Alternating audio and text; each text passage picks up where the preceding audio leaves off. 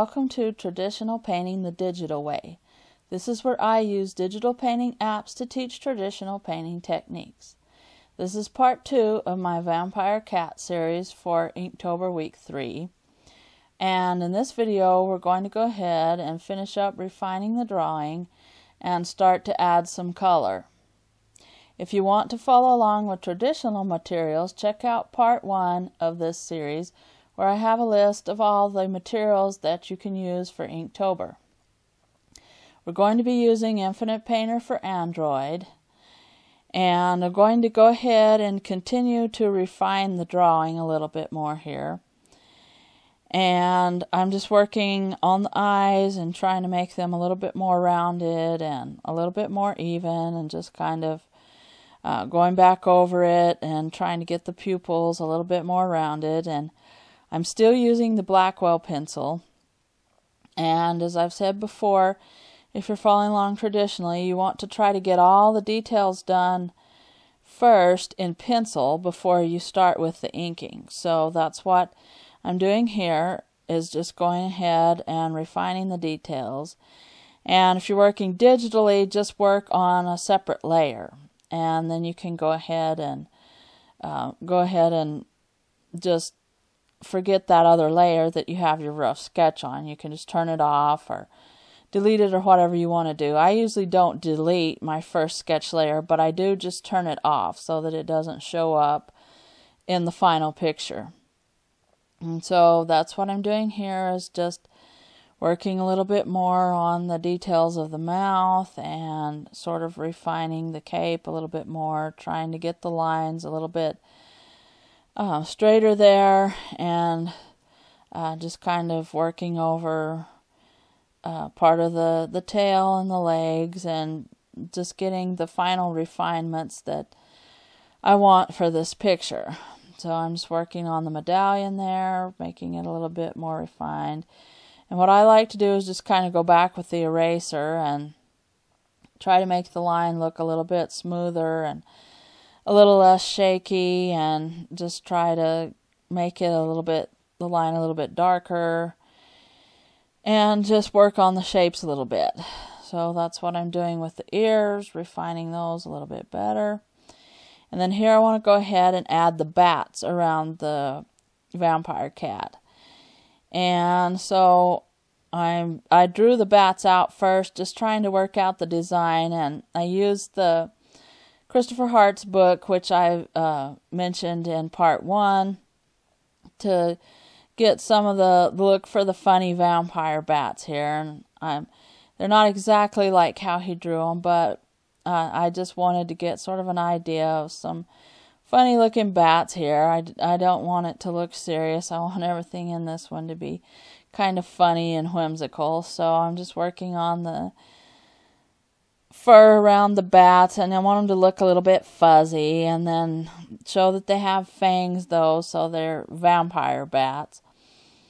And I wanted to put in 3 just to sort of frame the cat a little bit, just kind of make it like a little frame type thing around the cat, and use 3 bats because odd numbers seem to work better when you're composing your picture.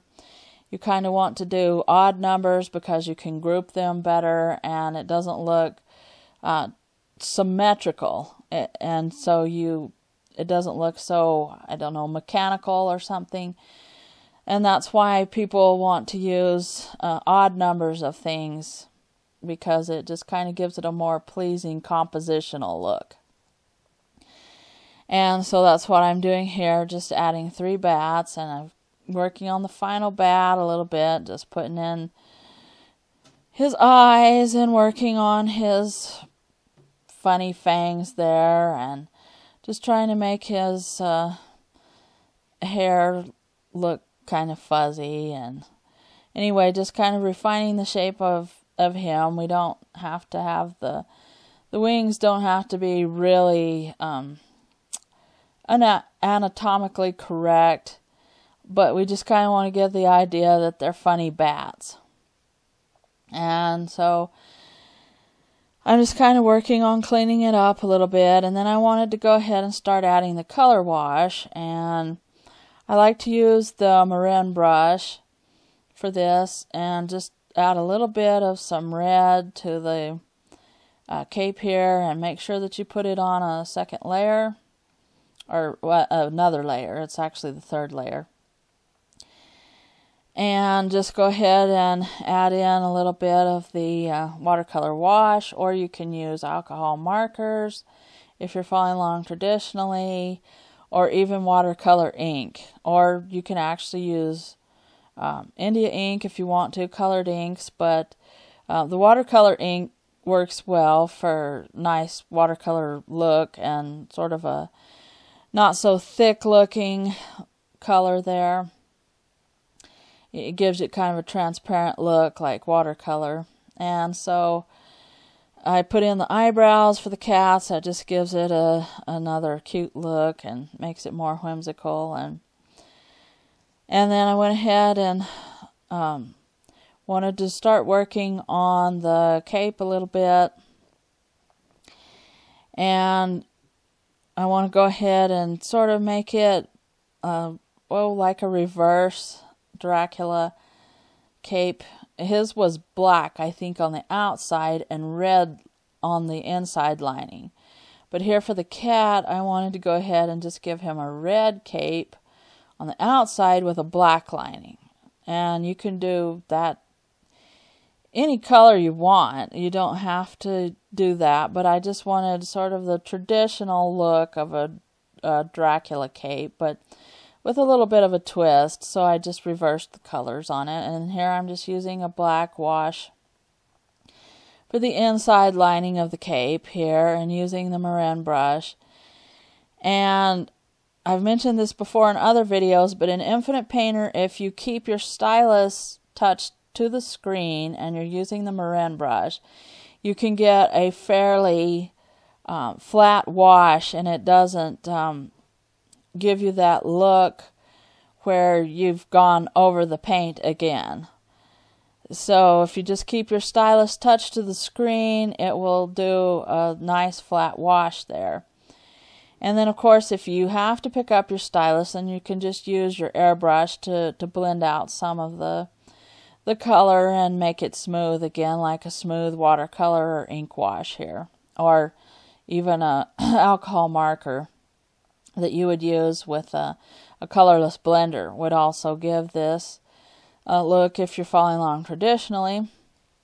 And so here I've got the inside of the cape pretty good, and I added a little bit of some dark purple to the black too, just to give it a little bit more depth. And then I added a little bit more dark red to the outside of the cape there, and you can just go ahead and put it on sort of the edges of the cape, and then you can use the airbrush and blending and just go ahead and smooth that out that way. And then I wanted to go ahead and make the cat sort of an orangish color. And here I'm using the marin brush again and not lifting up my stylus from the screen of my tablet so that I can get a smooth wash here. And I'm doing this on the face too. And I'm just kind of putting a real faint orange wash, and I'll go back over it again to get a darker color, but this is what I wanted to start out with, just a faint orange wash. And it's probably best to do this too if you're doing this traditionally, because then you can go back with your darker colors and blend in and make the cat a little bit darker, so you can work with different watercolor washes, and then you can go as dark as you want. But with watercolors and inks, you can't go from dark to light very well unless you go back over it with gouache or acrylic. So it's best to start with light washes and then just sort of build them up. And so that's what I'm doing here with this color, this orange color on the cat, and it just gives it more of a traditional watercolor look when I do that in Infinite Painter.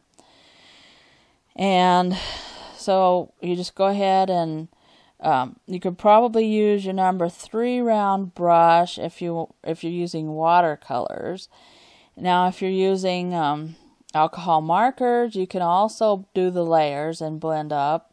So you would start out with a really light peach color or a really light beige color, and the names will be different just depending on what kind of brand that you're using with alcohol markers. And you can do this with the water-based markers as well if they're blendable.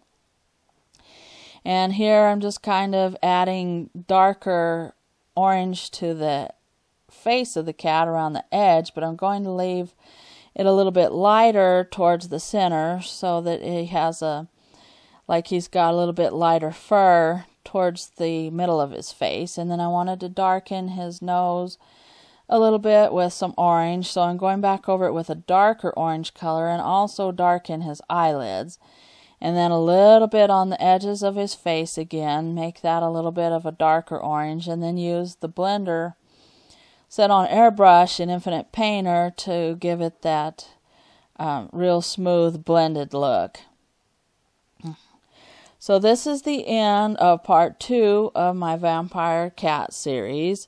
And in part 3, we're going to finish up adding all the color and do the final inking. So if you're interested in that, hit the subscribe button. And thanks everybody for watching, and thank you so much for your support.